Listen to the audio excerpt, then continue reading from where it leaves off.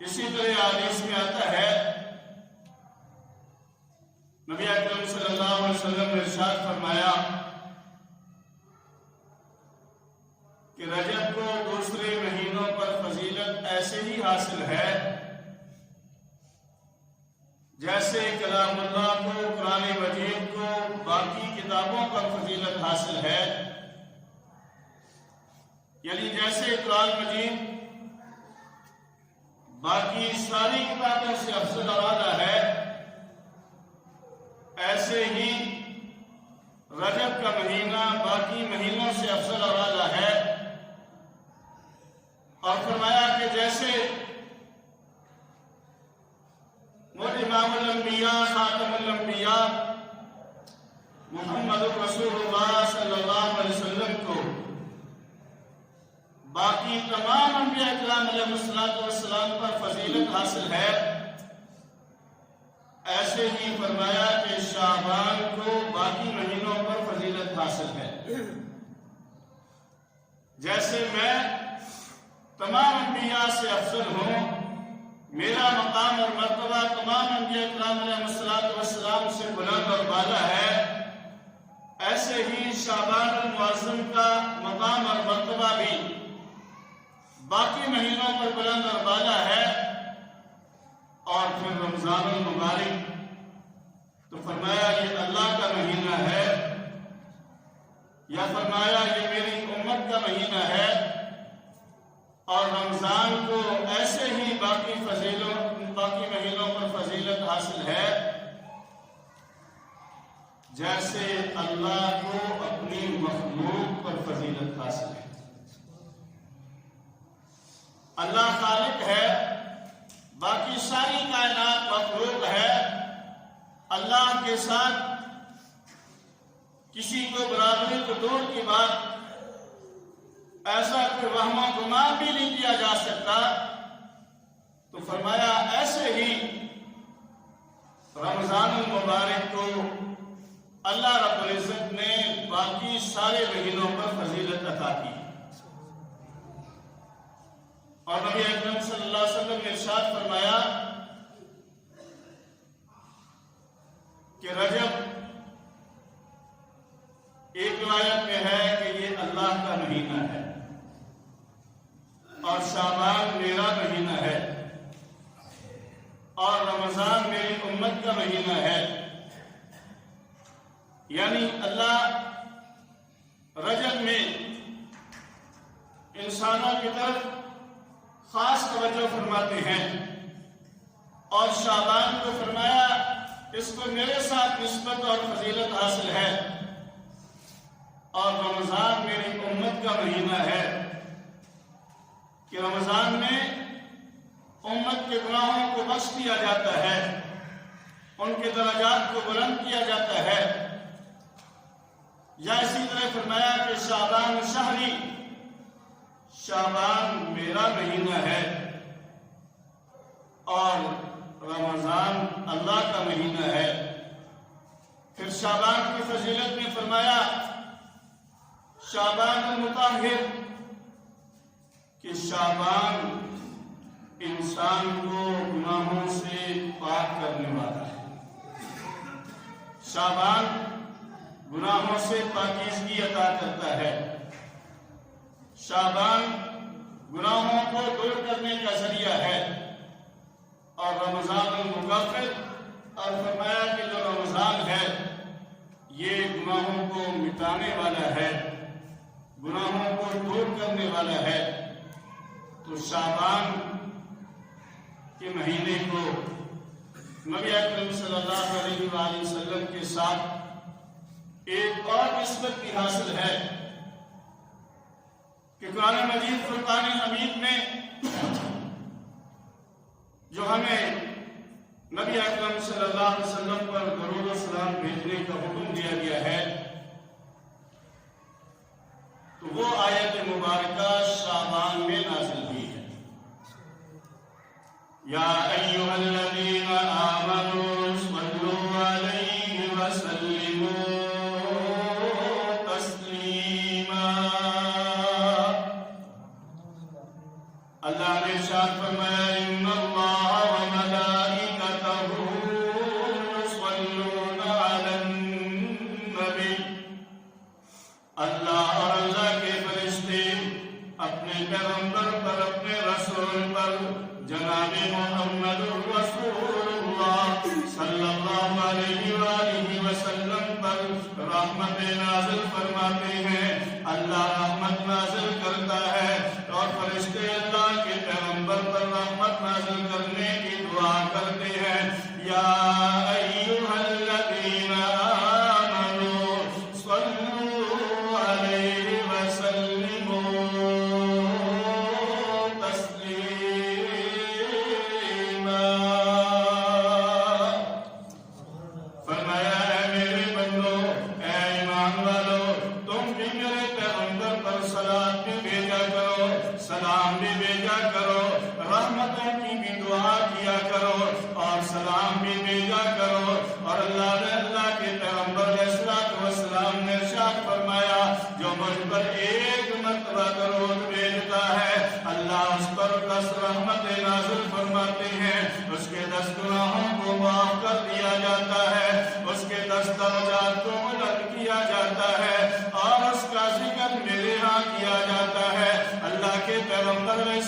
السلام نے ارشاد فرمایا کہ زمین پر اللہ کے کچھ فرشتے ہیں جو زمین پر گھومتے رہتے ہیں، پھرتے رہتے ہیں اور تلاش کرتے رہتے ہیں جہاں اس مجلس میں بیٹھ کر اپنا انفرادی بیٹھ کر اگر کوئی مجھ پر درود و سلام بھیجتا ہے، مجھ پر صلاۃ و سلام بھیجتا ہے، اسے وہ میرے دربار میں حاضر کرتے ہیں، مجھ پر لا کر پیش کرتے ہیں اور میرے سامنے میری قبر پر حاضر ہو کر بتایا جاتا ہے فلاں بن فلاں نے آپ کی خدمت میں درود و سلام کا تحفہ بھیجا ہے، اور فرمایا کہ جو میرے مزار پر حاضر ہو کر، میری قبر پر حاضر ہو کر مجھ پر صلاۃ و سلام بھیجتا ہے میں اسے خود سنتا ہوں، اور جو اللہ کے پیغمبر علیہ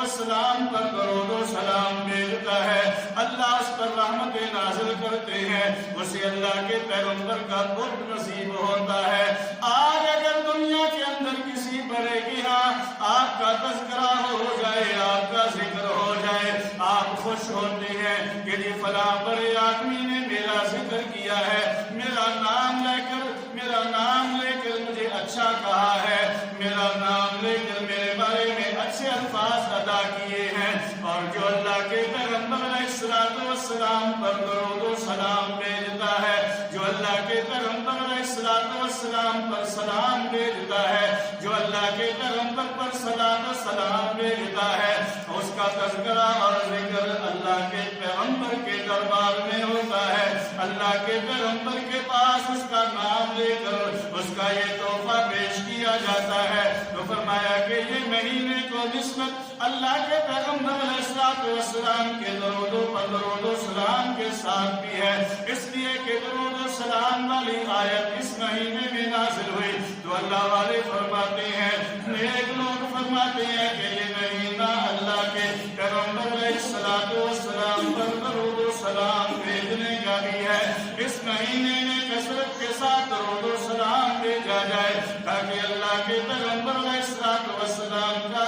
ہمیں قرب حاصل ہو سکے، اللہ کے پیغمبر کے ہاں ہمارا تذکرہ ہو، اور اللہ کے پیغمبر کے ہاں جب ہمارا تذکرہ ہوگا تو اللہ کے ہاں بھی ہمارا ذکر خیر ہوگا۔ تو یہ مہینہ کثرت کے ساتھ روزے رکھنے کا بھی مہینہ ہے، اور یہ مہینہ استغفار کا بھی مہینہ ہے، توبہ کرنے کا بھی مہینہ ہے، اللہ کے سامنے آہوازاری کر کے اپنے گناہ بخشوانے کا بھی مہینہ ہے۔ اور اس مہینے میں چونکہ ہمارے اعمال اللہ کے دربار میں پیش کیے جانے ہیں، اسی طرح اس مہینے میں ایک رات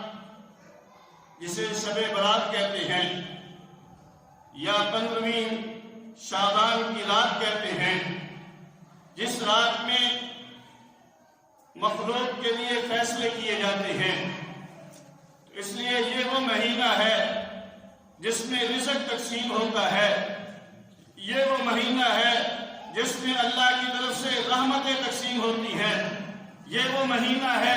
جس میں اللہ کی طرف سے نیکیاں اور بھلائیاں تقسیم کی جاتی ہیں، یہ وہ مہینہ ہے جس میں ایک سال کا پورا نظام ترتیب دے کر فرشتوں کے سپرد کیا جاتا ہے۔ حدیث میں آتا ہے کہ اس مہینے کی 15ویں رات کو اللہ رب العزت اس سال سے لے کر اگلے سال 15 شعبان تک جس نے اس دنیا میں آنا ہوتا ہے اس کی فہرست بھی فرشتوں کے سپرد کر دی جاتی ہے، جس نے اس دنیا سے رخصت ہونا ہے اس کی فہرست بھی اللہ رب العزت فرشتوں کے سپرد کر دیتے ہیں۔ تو فرمایا کہ انسان کاروبار کر رہا ہے، شادی بیاہ کر رہا ہے، خوشیوں میں شریک ہو رہا ہے، غمیوں میں شریک ہو رہا ہے، معاملات ترتیب دے رہا ہے، حالانکہ اس کا نام اس رات کے اندر، اس مہینے کے اندر فرشتوں کے سپرد کر دیا گیا ہے کہ وہ اس کا نام مردوں میں جو ہے وہ شمار کر دیا گیا۔ ذات محترم اس مہینے کو غنیمت سمجھے، یہ مہینہ نبی اکرم صلی اللہ علیہ وسلم کو سب سے زیادہ پسندیدہ مہینہ ہے۔ حدیث میں آتا ہے حضرت اسامہ بن زید رضی اللہ تعالیٰ عنہ فرماتے ہیں نبی اکرم صلی اللہ علیہ وسلم سے پوچھا گیا کہ کون سے مہینے کے روزے سب سے افضل ہیں، تو نبی اکرم صلی اللہ علیہ وسلم نے ارشاد فرمایا کہ شعبان کے مہینے کے روزے باقی مہینوں میں سب سے زیادہ فضیلت والے ہوتے ہیں۔ رمضان کے مہینے کے روزے تو فرض ہیں، فرض کے بعد نوافل روزے، نفل روزے نبی اکرم صلی اللہ علیہ وسلم کثرت کے ساتھ جو ہے وہ شعبان کے اندر رکھا کرتے تھے، اور گویا کہ شعبان میں کثرت کے ساتھ عبادت کر کے، کثرت کے ساتھ روزے رکھ کے نبی اکرم صلی اللہ علیہ وسلم ہمیں یہ سبق دینا چاہتے ہیں کہ اپنے آپ کو رمضان کے آنے سے پہلے تیار کرو، اپنے اوقات کو پہلے سے ہی ترتیب دے لو، اپنے معاملات کو پہلے سے ہی ترتیب دے لو، تاکہ رمضان المبارک جو رحمتوں کا مہینہ ہے، جو اللہ کی طرف سے انعامات کا مہینہ ہے، اللہ کی رحمتیں حاصل کرنے کا مہینہ ہے، اور نیکیاں کا موسم اور سیزن ہے، اس موسم اور سیزن میں تم زیادہ سے زیادہ مستفیض ہو سکو۔ تو روایات میں آتا ہے نبی اکرم صلی اللہ علیہ وسلم نے، آپ کی سنت مبارکہ یہ تھی کہ آپ ہر مہینے کے 13، 14 اور 15 چاند کی 3 دن کے روزے رکھا کرتے تھے، اور اگر کسی مہینے میں ان دنوں میں آپ سفر پر ہوتے، جہاد میں ہوتے، اور وہ روزے آپ نہ رکھ سکتے تو وہ سارے آپ شعبان میں پورا کریں۔ تو اس لیے بھی شعبان کے اندر کثرت کے ساتھ آپ روزے رکھا کرتے تھے۔ تو بھائی رمضان المبارک کی بھی آمد ہے، جب اللہ رب العزت رمضان المبارک کے احترام میں رحمتیں تقسیم کر رہا ہے۔ روایات میں ہے کہ اس مہینے میں اللہ رب العزت رحمت کے 300 دروازے کھول دیتا ہے۔ تو جب اللہ رحمت کے دروازے کھول دیتا ہے تو پھر ہمیں بھی ان رحمتوں کو حاصل کرنے کی کوشش کرنی چاہیے، ہمیں محروم نہیں رہنا چاہیے۔ جب ایک دروازہ کھلا ہے اور کوئی آدمی وہاں سے کوئی چیز تقسیم کر رہا ہو اور وہ اعلان ہو کہ سب کے لیے ہے، جو لینا چاہو لے لو، تو جو نہیں لے گا وہ محروم رہے گا، اپنا نقصان کرے گا۔ تو بھائی اللہ نے تو اس مہینے میں اپنی رحمت کے دروازے کھول دیے ہیں، اب اگر ہم اس سے بہربر ہو جائیں گے، ان سے مستفیض ہو جائیں گے تو ہمارا ہی فائدہ ہے، اور اگر ہم ہی اللہ سے دور رہے، اللہ کی رحمتوں کو حاصل کرنے والے اعمال نہ کیے تو پھر اپنی بھی بدقسمتی اور محرومی ہے۔ بھائی یہ مہینہ بہت ہی عظمتوں اور فضیلتوں والا مہینہ ہے۔ اس مہینے میں اللہ رب العزت اپنی رحمت بارش کی طرح برساتے ہیں، اس لیے کوشش کریں کہ ہم ایک تو نماز کی پابندی کریں، نماز کا اہتمام کریں، اس کے ساتھ صدقہ خیرات کا اہتمام کریں۔ روایات میں آتا ہے کہ صحابہ کرام رضوان اللہ تعالیٰ علیہم اجمعین شعبان میں کثرت کے ساتھ صدقہ خیرات کیا کرتے تھے، اپنی زکوٰۃ شعبان میں دیا کرتے تھے تاکہ جنہوں نے روزے رکھنے ہیں وہ رمضان کے لیے تیاری کر سکیں۔ ہمارا حال یہ ہے کہ ہم عین عید کے دن جا کر زکوٰۃ ادا کرتے ہیں، رمضان کے آخر میں صدقہ خیرات کرتے ہیں،